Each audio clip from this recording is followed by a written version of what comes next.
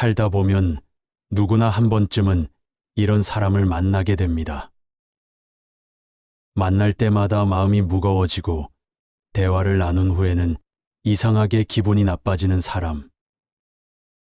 함께 있으면 있을수록 내가 작아지는 느낌이 드는 사람. 그 사람과 관계를 끊어야 한다는 걸 머리로는 알면서도 쉽게 발걸음이 떨어지지 않아 괴로워한 경험이 있으실 겁니다. 혹시 지금도 그런 사람 때문에 고민하고 계신가요? 가족이나 친척 중에 만날 때마다 상처가 되는 말만 하는 사람이 있으신가요? 직장에서 나를 깎아내리고 스트레스를 주는 동료나 상사 때문에 매일이 괴로우신가요? 아니면 친구라고 부르기엔 너무 이기적이고 나만 이용하려는 사람 때문에 마음이 지치셨나요? 그런 상황에서 우리는 참 많은 혼란을 겪습니다. 내가 너무 예민한 걸까? 조금만 더 참으면 나아질까? 정말 관계를 끊어도 되는 걸까?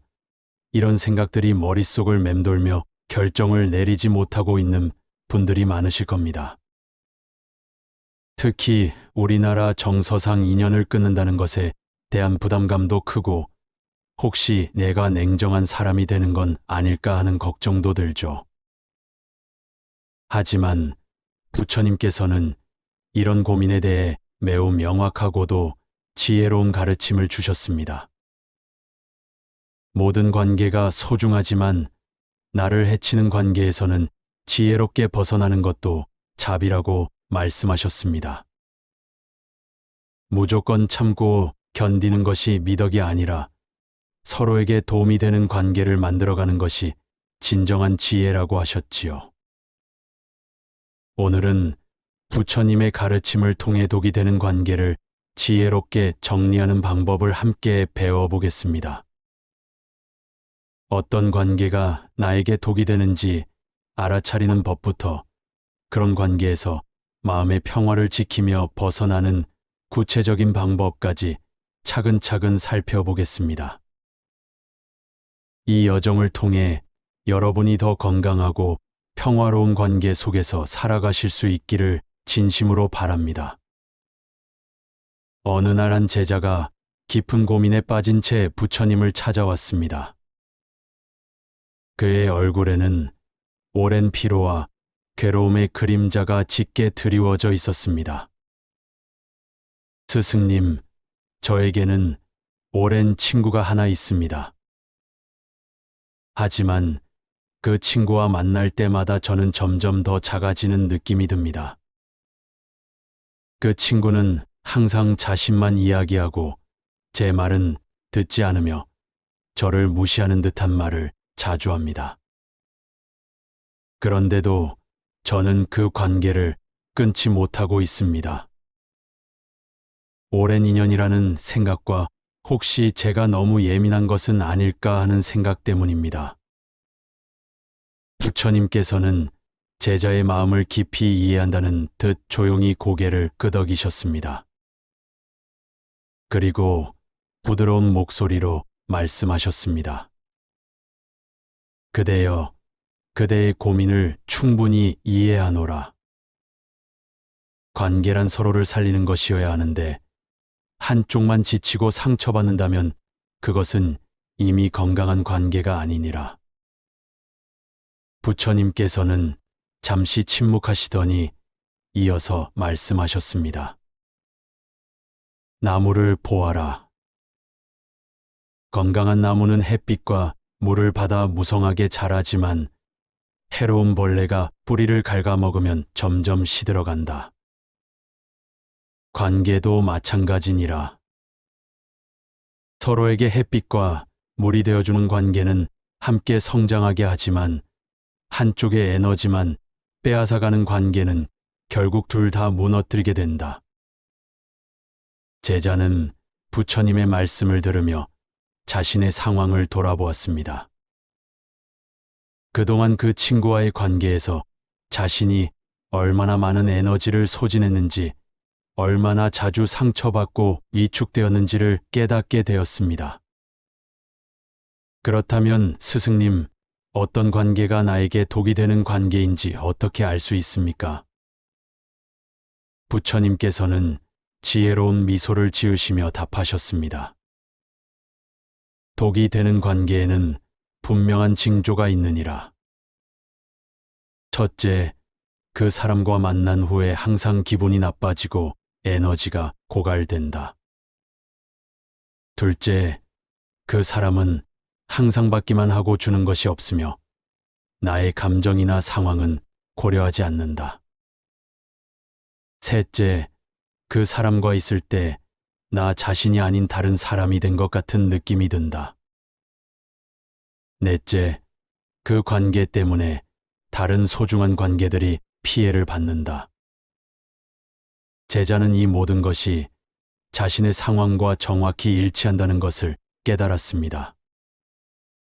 그동안 자신이 느꼈던 불편함과 피로감이 정당한 것이었음을 알게 되었죠.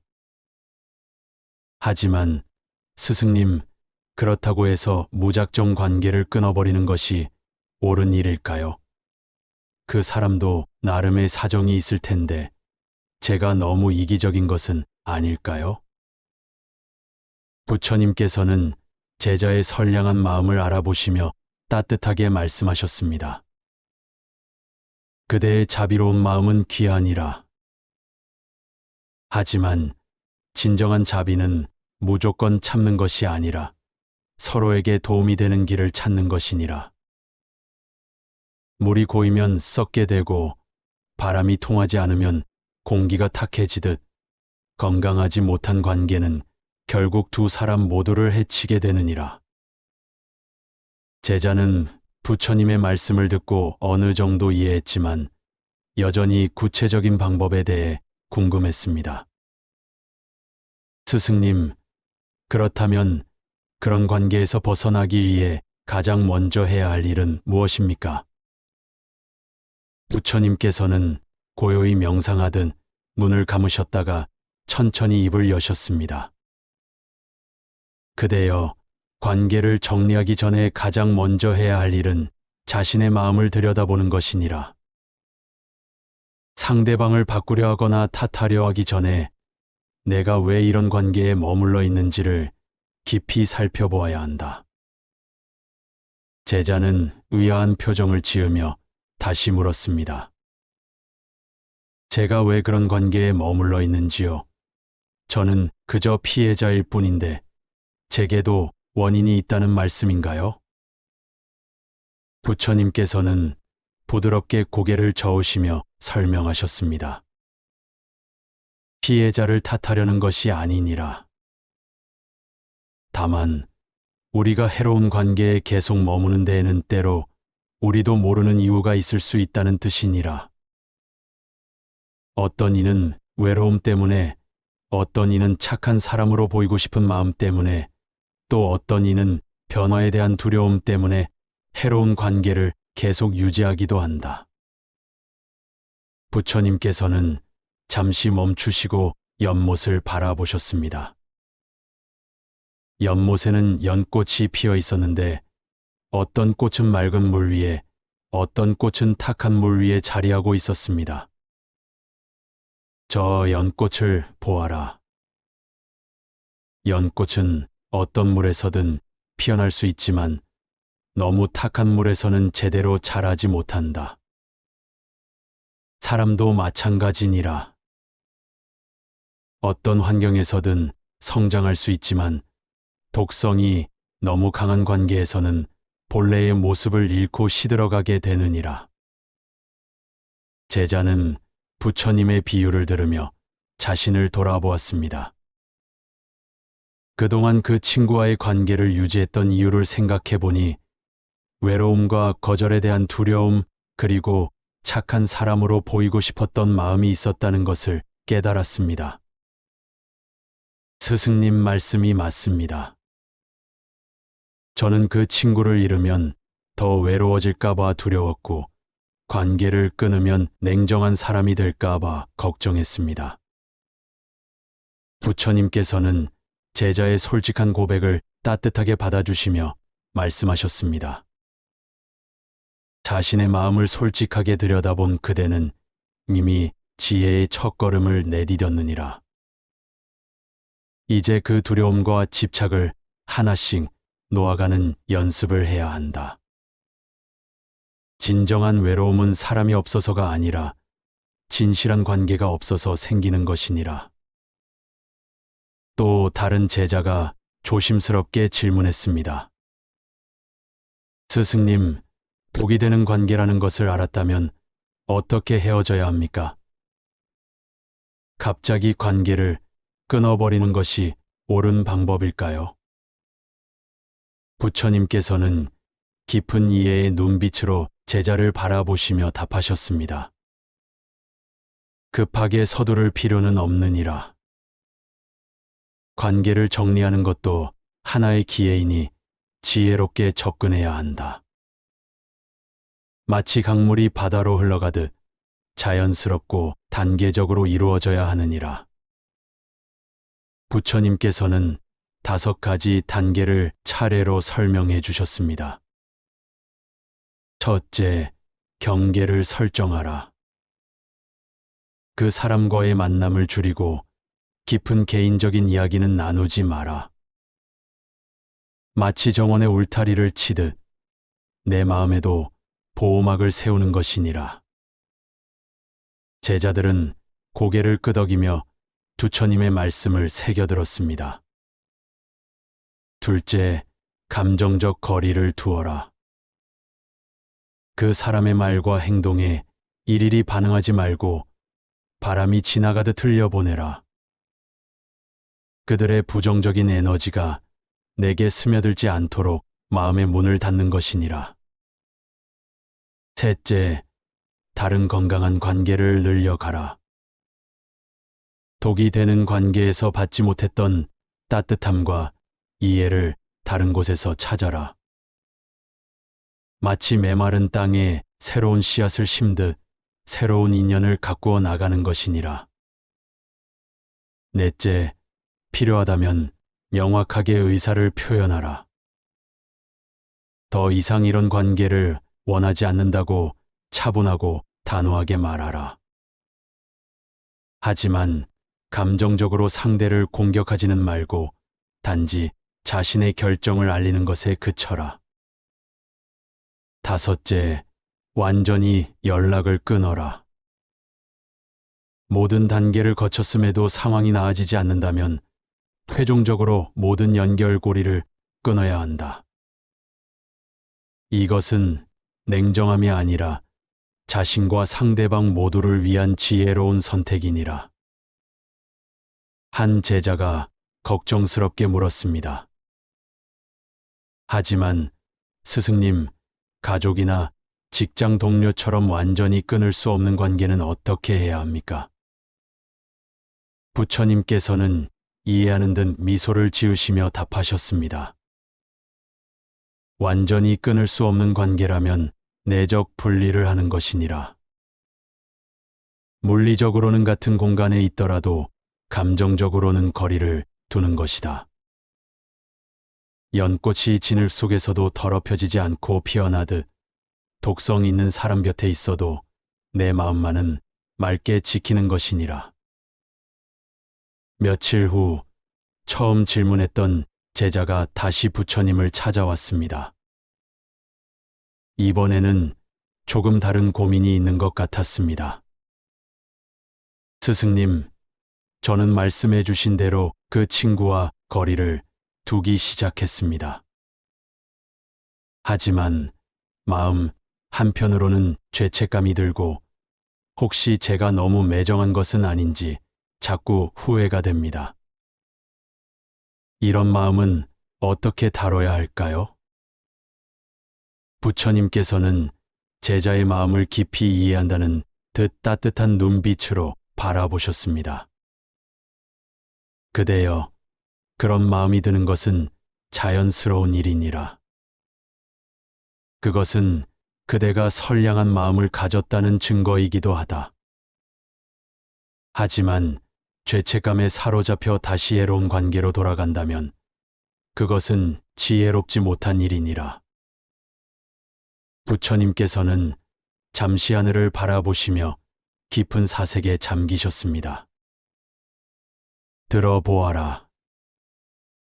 의사가 환자의 썩은 상처를 도려낼 때 환자는 아프다고 울부짖을 것이다. 그렇다고 해서 의사가 치료를 멈춘다면 환자는 결국 더 큰 고통을 겪게 될 것이니라. 독이 되는 관계를 정리하는 것도 마찬가지다. 일시적으로는 아프고 죄스러울 수 있지만 장기적으로는 나와 상대방 모두에게 도움이 되는 일이니라. 제자는 고개를 끄덕이며 부처님의 말씀을 이해하려 노력했지만 여전히 마음속 어딘가가 불편했습니다. 하지만 스승님, 그 사람도 외로워할 텐데 제가 떠나면 더 상처받지 않을까요? 부처님께서는 자비로운 미소를 지으시며 대답하셨습니다. 그대의 자비로운 마음은 아름답지만 때로는 잘못된 연민이 될 수 있느니라. 진정한 자비는 상대방이 스스로 성장할 기회를 주는 것이다. 그대가 계속 그들의 독성을 받아주면서 관계를 유지한다면 그들은 자신의 문제를 바라볼 기회를 잃게 되느니라. 부처님께서는 이어서 죄책감을 다루는 구체적인 방법을 알려주셨습니다. 죄책감이 들 때마다 이렇게 생각해 보아라. 나는 상대방을 미워해서 떠나는 것이 아니라 서로의 행복을 위해 현명한 선택을 하는 것이다. 진정한 사랑은 때로는 놓아주는 것이기도 하다. 이렇게 마음을 다잡으면 죄책감도 점차 사라질 것이니라. 또한 자신을 위한 시간을 가져라. 그동안 그 관계에 쏟았던 에너지를 이제는 자신을 돌보고 건강한 관계를 만드는 데 사용하라. 비어있는 컵에는 새로운 물을 담을 수 있지만 이미 가득 찬 컵에는 더 이상 넣을 수 없는 법이니라. 제자는 부처님의 말씀을 들으며 마음이 한결 가벼워짐을 느꼈습니다. 죄책감이 완전히 사라진 것은 아니지만 그것을 다루는 방법을 배웠다는 안도감이 들었습니다. 마지막으로 한 제자가 미래에 대한 질문을 던졌습니다. 스승님, 독이 되는 관계에서 벗어난 후에는 어떻게 새로운 관계를 맺어야 합니까? 다시 같은 실수를 반복하지 않으려면 어떤 점을 주의해야 할까요? 부처님께서는 이 질문을 기다렸다는 듯 환한 미소를 지으시며 답하셨습니다. 훌륭한 질문이로다. 과거의 경험에서 배운 지혜를 바탕으로 새로운 관계를 만들어가는 것, 그것이야말로 진정한 성장이니라. 부처님께서는 새로운 관계를 맺을 때 지켜야 할 5가지 원칙을 말씀해 주셨습니다. 첫째, 서두르지 마라. 건강한 관계는 서서히 자라나는 나무와 같다. 처음부터 모든 것을 내어주려 하지 말고 상대방을 충분히 관찰하고 이해하는 시간을 가져라. 둘째, 상호성을 확인하라. 진정한 관계는 주고받는 것이 균형을 이루어야 한다. 한쪽만 주고 한쪽만 받는 관계는 오래가지 못하느니라. 셋째, 자신의 경계를 명확히 하라. 무엇을 받아들일 수 있고 무엇은 받아들일 수 없는지 처음부터 분명히 해둬야 한다. 이것은 이기적인 것이 아니라 건강한 관계를 위한 기초니라. 넷째, 직감을 믿어라. 처음 만났을 때 느꼈던 불편함이나 의구심을 무시하지 마라. 우리의 직감은 때로는 이성보다 더 정확할 수 있느니라. 다섯째, 완벽한 관계를 기대하지 마라. 모든 사람은 장단점을 가지고 있고 때로는 갈등도 있을 수 있다. 중요한 것은 서로를 존중하고 성장시켜주는 관계인가 하는 것이니라.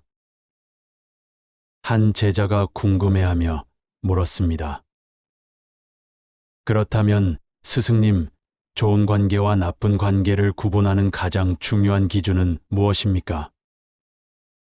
부처님께서는 간단명료하게 답하셨습니다. 그 사람과 함께 있을 때 내가 더 나은 사람이 되는 느낌이 드는가, 아니면 더 나쁜 사람이 되는 느낌이 드는가를 살펴보아라. 좋은 관계는 서로를 격려하고 성장시키지만 나쁜 관계는 서로를 끌어내리고 상처 입힌다. 또한 그 관계 안에서 내가 진정한 내 모습을 보일 수 있는가도 중요한 기준이니라. 항상 가면을 써야 하거나 눈치를 봐야 하는 관계라면 그것은 건강한 관계가 아니니라. 제자들은 부처님의 지혜로운 말씀을 마음에 깊이 새겨두었습니다. 그들은 이제 독이 되는 관계에서 벗어나는 것뿐만 아니라 건강하고 성숙한 관계를 만들어가는 방법까지 배웠습니다. 부처님께서는 마지막으로 이렇게 말씀하셨습니다. 기억해 두어라. 관계는 우리 삶의 거울과 같다.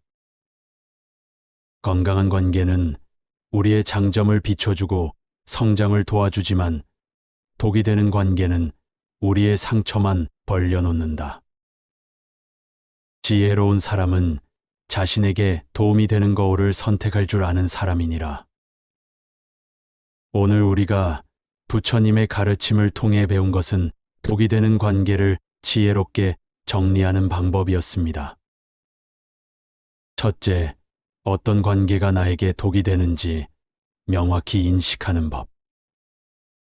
둘째, 관계를 정리하기 전에 자신의 마음을 먼저 들여다보는 것의 중요성. 셋째, 단계적이고 지혜로운 방법으로 거리를 두는 법. 넷째, 죄책감과 후회를 건강하게 다루는 방법.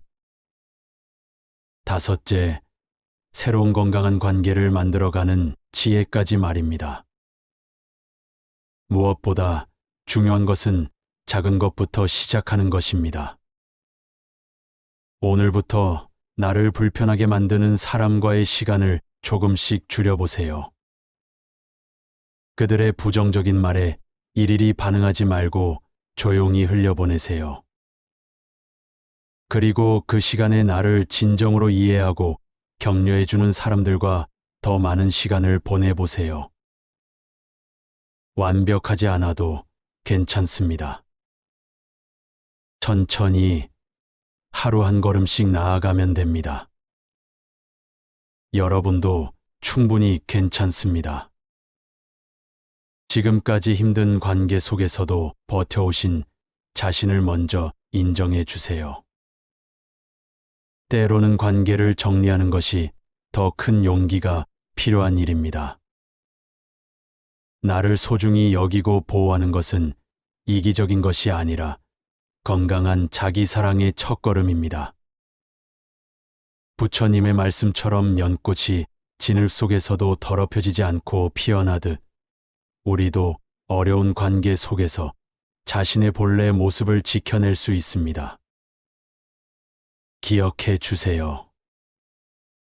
모든 관계에는 때가 있습니다. 어떤 관계는 잠시 머물다 가고 어떤 관계는 오래도록 함께하며 또 어떤 관계는 지혜롭게 정리해야 할 때가 있습니다. 중요한 것은 각각의 때를 알아보는 지혜와 그에 따라 행동하는 용기입니다. 독이 되는 관계에서 벗어나는 것은 포기가 아니라 새로운 시작입니다.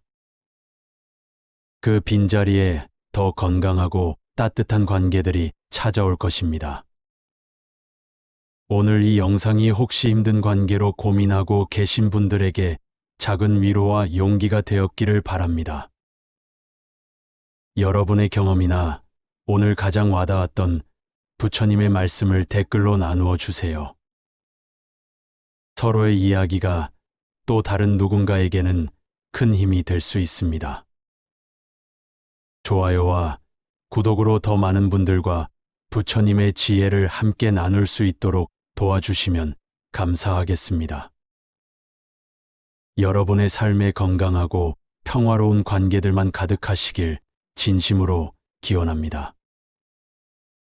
다음 영상에서 더 깊은 부처님의 가르침으로 찾아뵙겠습니다. 감사합니다.